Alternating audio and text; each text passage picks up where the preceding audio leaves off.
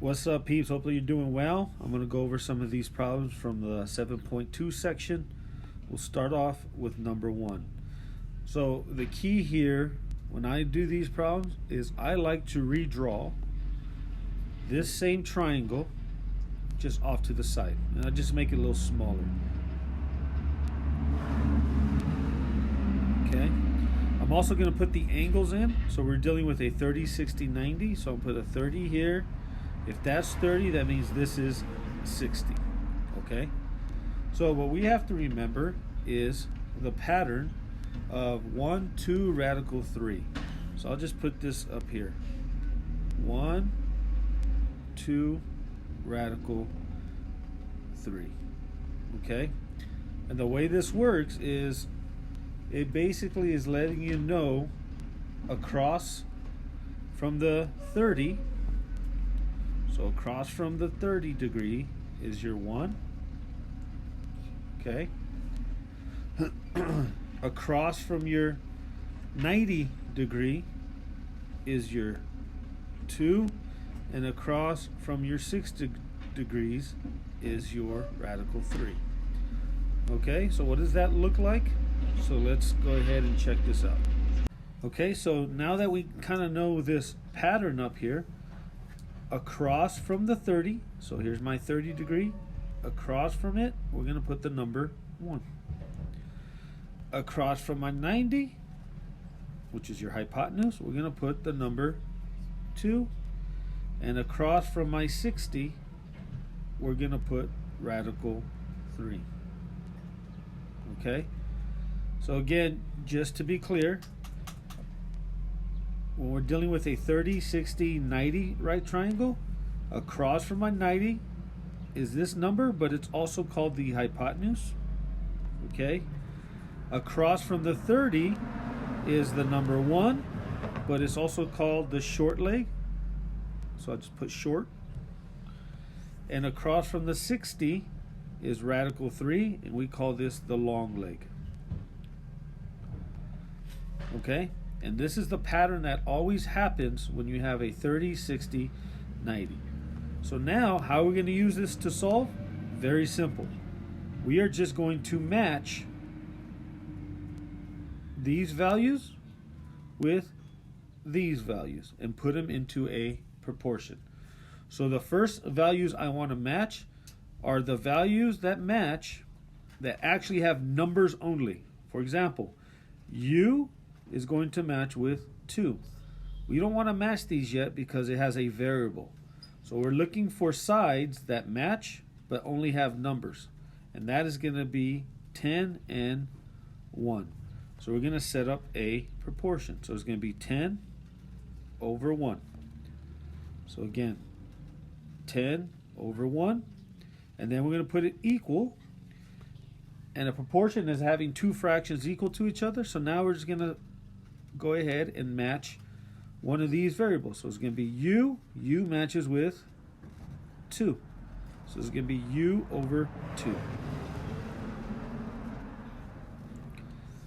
Okay? And once we have that, all we have to do is cross multiply to solve. So if you recall, we're going to cross multiply. That's going to be 1U, or just U.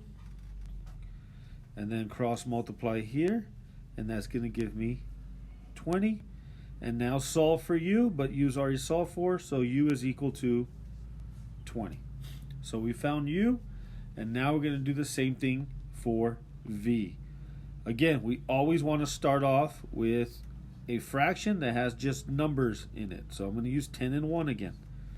So let's do 10 over 1 here, equal to, now we're going to go V. V matches with radical 3. So V over radical 3. And then let's cross multiply again. So I like to cross multiply with the variable first. So it's going to be 1V, or V equals, and then cross multiply here. Remember, 10 and a radical, whole numbers and radicals cannot multiply. We just write them as a multiplication problem. So it's going to be 10 times radical 3, which looks like this. 10 times radical 3, and you really don't need this dot there, so it could be just 10 radical 3. And we are done. So that's how you would do number 1. Okay, let's jump over to number 2. Again, we're still going to remember this pattern because we have a 30, 60, 90. I'll even put in the 60 here. This only works for 30, 60, 90s. So I'm going to draw a triangle that matches. Okay, here's my 60. Here's my 30. So I'm just drawing a little mini version of this. Okay, so now we're going to use this pattern over here. So across from the 30 is always 1. Across from the 90 is always 2. Across from the 60 is always radical 3. So that's something you just kind of have to memorize, or use your notes when we do a quiz on this stuff. Okay, so now we're just going to match. So I want to match 2 sides, one from over here with one from over here, but make sure that the 2 sides are actually numbers, no variables yet. So the 2 sides that would match are actually going to be this side with this side. So I'm going to do 4 radical 3 divided by 3. So we'll put that here. 4 radical 3 divided by 3. Okay, and then we're going to put that equal, all right, to one of these variables we want to solve for. So we'll start with n. I want to solve for n, so it's going to be n over its matching side, which is 1. N over 1. Okay, so we can cross multiply here. All right. The other thing you could do before you cross multiply, you should notice that I can reduce this. The radical 3's actually cancel out. So if you want, you could cancel out before you cross multiply, and you'll get the same answer. So I'll show you both versions. So this is what it looks like if you don't cross multiply. So I like to multiply here. So we're going to go this times this. That gives me radical 3 times n. Okay, remember n is on the outside, and then it's going to equal to 4 radical 3 times 1, which is just 4 radical 3. And then we are going to solve for n. To solve for n, I'm going to divide away radical 3 to both sides. This turns into algebra 1 stuff.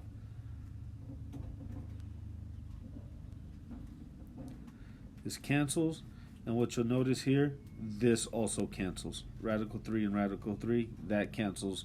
So n is equal to 4.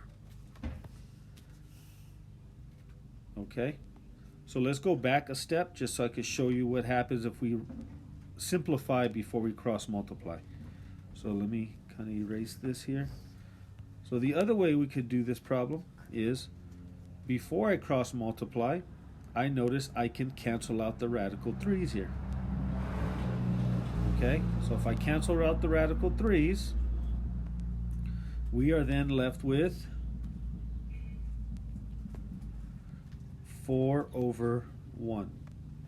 Okay, because the radical 3 cancels, it just turns into 1, equal to n over 1, and then we cross multiply the same way. So we have 1 times n, and then 4 times 1, and you'll notice you get the same answer. Okay, so you could do it both ways. You choose the way you want to do it. So we solve for n. Now we got to solve for m. So I'm going to do this fraction again to solve for m. So set up the fraction. 4 radical 3 over radical 3 equals, and then we're going to match m with 2. So m over 2. Okay. So I'm just going to cross multiply here. So that's going to be radical 3 times m equals, cross multiply here, that's going to be 2 times 4, which is 8. Remember, you cannot multiply inside the radical. Outside numbers with outside numbers. So 2 times 4, that's 8, and then radical 3 gets multiplied here. So 8 times radical 3. And then we are solving for m. So since radical 3 is multiplying m, I'm going to divide by radical 3 here, and then m equals, these cancel as well, 8. Okay, so that's how you do these guys. Let's do maybe one more problem. Let's do number 7. All right, and we'll go from there. I know in the video they show you a different, like a pattern way to do it. If you're comfortable with that, go ahead and use that pattern way of doing things. I always just like to set up a new triangle and start matching things. That's just how I do it. It makes it comfortable for me. All right, let's try number 7. So let's make some room here. I'm actually going to erase 8 so we can have more room. All right, so I'm going to draw the exact same triangle, just a smaller version. There's my 90. Ooh, that's horrible. Let's do that again.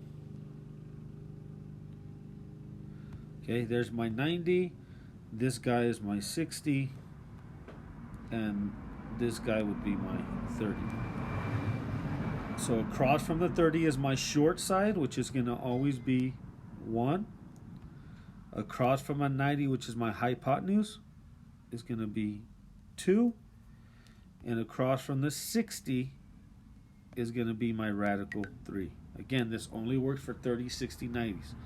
So now let's do some matching. Again, we're going to match numbers with one of these numbers.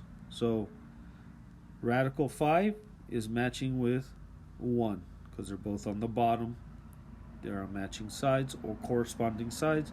So radical 5 over 1. Let's set up that ratio. And then we're going to put that equal to another matching, but now we can use a variable. So I'm going to solve for x first. X is going to match with 2. So it's x over 2, and we're going to cross multiply. So I cross multiply with the variable first. 1x is just x. This turns into 2 radical 5. And we're done. Now we're going to do the same thing for y. So let's set up our radical 5 over 1 because we're going to use the same guy for both x and y. And now let's set up a fraction for y. So y matches with radical 3. So y over radical 3. And now we cross multiply. That gives me y equals radical 15. And then once we have radical 15, we want to see if we can simplify this. So if you recall, we'll use the tree method to simplify. We're looking for pairs. So 15 is 3 times 5. And then ask yourself, can I break these down anymore? And the answer is no. Do I have any groups of 2 of the same number? The answer is no. So this is actually already simplified.